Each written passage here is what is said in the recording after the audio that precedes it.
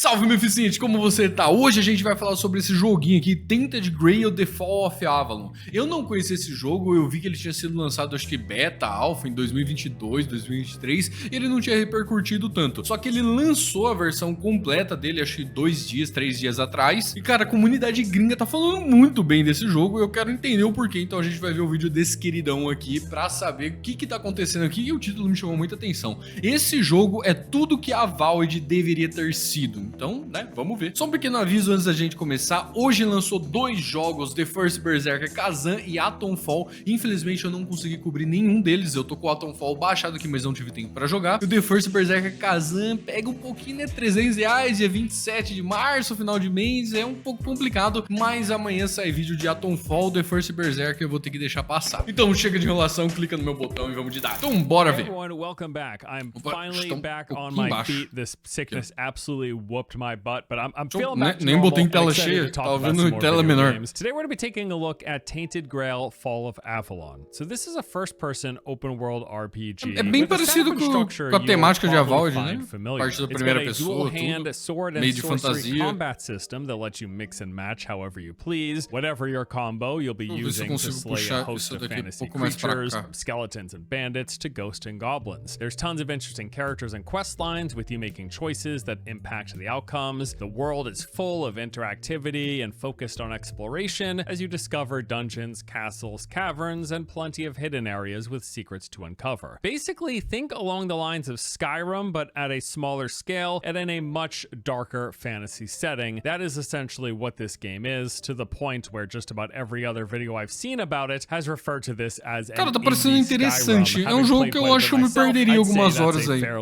Eu não joguei Avowed, eu tive a oportunidade de jogar, eu tinha ele baixado, mas eu não joguei por conta de que eu não tive tempo. Outros jogos foram aparecendo no meio do caminho e tudo, nem tive tempo de jogar. This week and puts the game that much closer to the finish line. The content here, according to the developer, is, quote, in 95% of its final quality that players will experience in the full 1.0 release. So Awakened Realms reached out for a sponsored video. They let me take an early look at this update and asked me to share it with all of you. Considering the game's very positive reception over on Steam and the fact that I've really enjoyed Cara, tá what parecendo I've ser played bem myself, interessante o I was jogo. more than happy to do so. Ele não So with parece that, nada let's go ahead and dive in espetacular, and check né? É um out jogo que você nunca Tainted tinha Grail, visto, Fall mas of Avalon. tá parecendo So ser the muito game interessante. begins in what is a very familiar setting. You find yourself locked up in a prison being interrogated by one of its guards. The process of you explaining your circumstances as to how you got there actually determines your character's starting playstyle, giving you boost to certain skill lines and unlocking your initial weapons Outros jogos and têm armor isso, mas é based on the interessante. answers that you pick. And then, just as the guard is about to take you away, as luck would have it, a stranger appears, setting you free in the nick of time. And from there, you set out exploring the prison compound, moving through its... Eu achei que nessa flechada aí ia aparecer alguém falando, ah, te salvei, ou sei lá, foda-se, só vai embora aqui. Não, só foi uma flechada aleatória e é isso.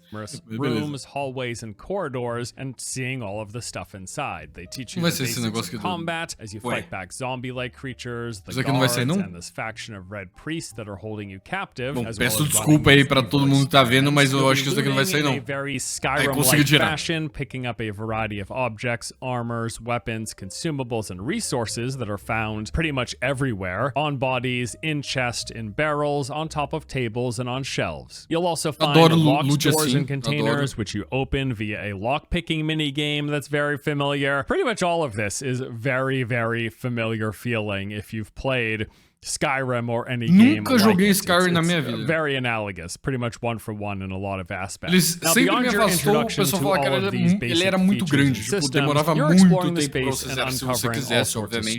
Aí me afastava muito.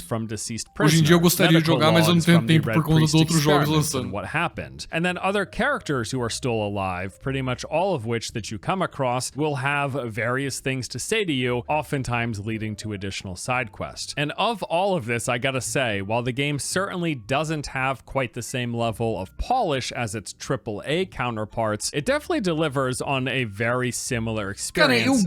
Eu gosto desses jogos que não são 100% polidos, Eles abrem margem pra muita coisa, né? Que os jogos AAA não abrem. E quando abre é porque tá muito bugado. Through some alternate dimension, which I will hold off on spoilers here as this is tied into the main narrative. You eventually make your way out, emerging on the shores of a beach, from which you take a boat trip to the initial large open world zone on the continent of Avalon. This is called the Horns of the South. Tá me parecendo interessante, eu tô gostando do combate, eu queria ver um pouco mais da exploração. You've got this massively large play space dotted all throughout with tons of varied points of interest to explore, and you're free to approach any and all of this however you please. It is a full-on open world RPG, and exploration is one of the key elements here. Now, of course, there's a main story quest. Que foi exatamente o que eu queria saber antes, né? First major town in this zone, but you can take as long as you want to get there. In fact, I spent my first like 3 to 4 hours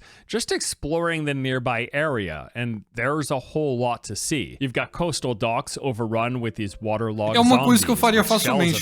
Geralmente jogos mundo aberto, a primeira coisa que eu faço é sair explorando. Eu nem vejo a história principal, só staked up inside. A foggy cemetery infested with skeletons. In that same cemetery, you'll find an entrance into a crypt with a powerful necromancer guarding its treasures. There's an ancient tree with an underground lair protected by druids, an old abandoned stronghold, a massive derelict bridge, and tons of other locations. A diferença de cenários que ele tá me mostrando me chama bastante atenção. Varied areas, me mostra que tem bastante coisa no jogo. Enemies to fight, with unique loot to collect, secrets and quests to discover. It's exactly what you expect. And while exploration and the discovery side of things certainly is a main focus and you'll be spending a lot of time doing it, combat also plays a fairly major role. So as mentioned, they use a dual hand system where you can mix and match however you please between your left and your right hands, choosing from a variety of melee, range, defensive, and spell options to go in either slot. Cara, isso aqui é muito da hora, velho.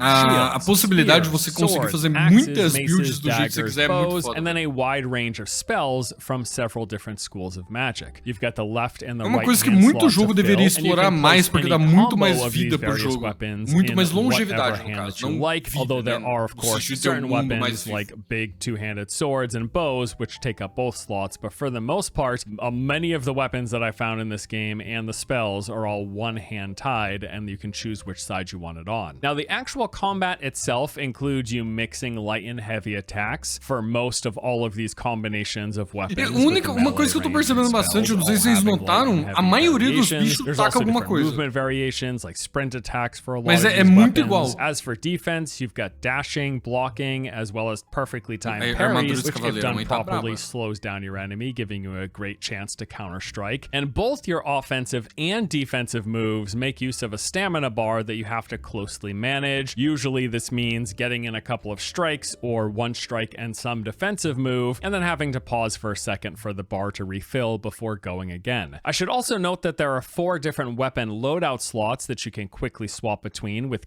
hotkeys 1 through 4, in which you'll likely want to place 4 separate combos of weapons and or spells. So for me, most recently, I've been having a 1 melee focus slot using a spear and a shield. Porque você consegue ter uma maior quantidade de builds disponível para você usar quando você quiser. E eu tô adorando ver essa classe de Necromancer. Não é uma classe, né? Mas é o que ele buildou. Eu adoro jogar de Necromancer nos jogos. Eu tô vendo esses esqueletinhos aqui batendo nos minions. Porra, eu tô adorando isso, velho. Será que tem como deixar mais quebrado?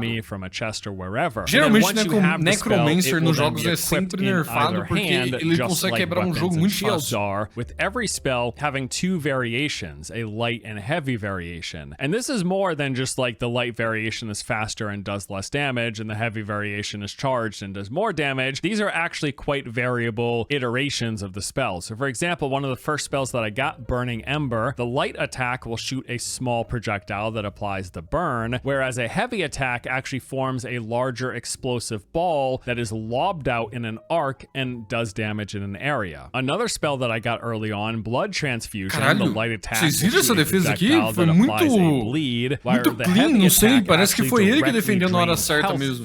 Pô, ele botou a espada pra defender ali. Não sei explicar, eu acho que foi uma questão da animação, foi muito clean. large debuff. Or there's Skeleton Army, and this is how I moved into my Necromancer tree. Using the heavy attack will summon up a skeleton, whereas the light attack commands any of your active skeletons to attack the target on your crosshairs. Cara, eu tô gostando muito do combate desse jogo. Eu jogaria tranquilo ele por the muitas light horas. attack does this quick bash, damaging enemies within melee range and knocking them back, whereas the heavy attack creates a steady stream of fire that does massive amounts of damage. This thing is literally ele deu dano na melting própria everything caveira that I dele come ali. across now. It seems incredibly overpowered, and I loved it. So Aqui ele beyond não exploring acertou a the caveira. world and engaging in everything, the game's combat has been definitely one of the things that I've enjoyed the most. I think it's quite well done, especially considering this is a AA title from a smaller team. I've been very impressed. Cara, ultimamente tá saindo muitos jogos double A, velho. Eu quero fazer vídeo falando sobre isso. Eu queria fazer 2 vídeos. Vídeo falando sobre o double A e o futuro da empresa dos jogos, da indústria. E jogo recomendando double A pra vocês, que inclusive vai expandir meu conhecimento em double A's, que eu jogo pouco, deveria jogar mais. E também trazer mais jogos pra vocês.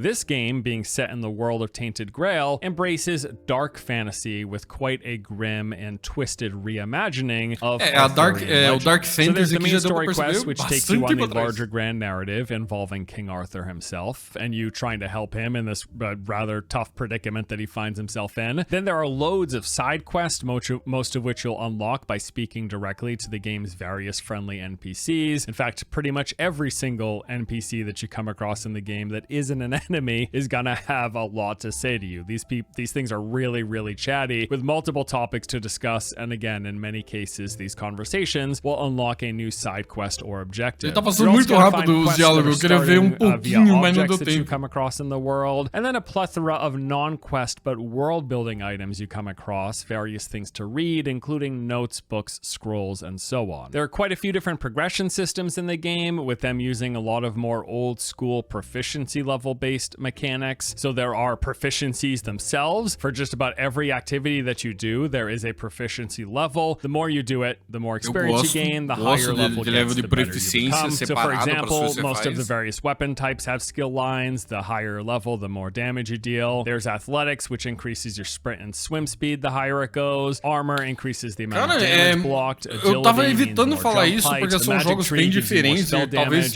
pessoas fiquem até ofendidas de escutar isso, mas tem muito sistema parecido com Kingdom Come, né? Different attributes in the game. You start at level 1. Não tô comparando os dois jogos diretamente, mas vários dos sistemas que ele já passou por aqui tem no Kingdom Come, inclusive no 2. Of the 6 that you want, depending on the bonuses you prefer. Por isso que eu acho que eu vou gostar bastante do jogo. Eu achei ele bem interessante. Weight multiplier, endurance is health, encumbrance, and stam regen. Dexterity is attack speed, stealth, and range damage. Spirituality, which is the one that I've heavily invested in, is spell power, mana max, as well as mana regen. There's also practicality, which gives you crafting bonus, weak spot damage, stamina and mana cost reduction, and bartering. And then perception, which is crit damage, crit chance, as well as sneak damage. And then on top of that, each attribute class also has its own sub-list of skill trees, like actual skill trees. So you also get 1 point to spend here every time you level up, and this is separate from the point to increase the attribute. Cara, isso é interessante e dá uma infinidade de coisas que você pode fazer, principalmente de builds que eu tinha comentado antes, né? Você tem muito mais opções. Você consegue abrir isso de várias maneiras, cara, é muito bom. Spirituality branch, spending most of my points so far into summoning to help boost up all my zombies. Summoning, né? Invocação, ele vai gastar muito mais ponto em invocação, basicamente sendo um Necromancer. Muito interessante isso aqui, eu gostei muito, eu provavelmente também faria a mesma coisa que ele, e depois eu uparia a força, porque eu queria sair correndo na porrada junto com os esqueletão, velho. Eu ia fazer uma build assim se eu fosse jogar. Se você fosse jogar, que build você faria?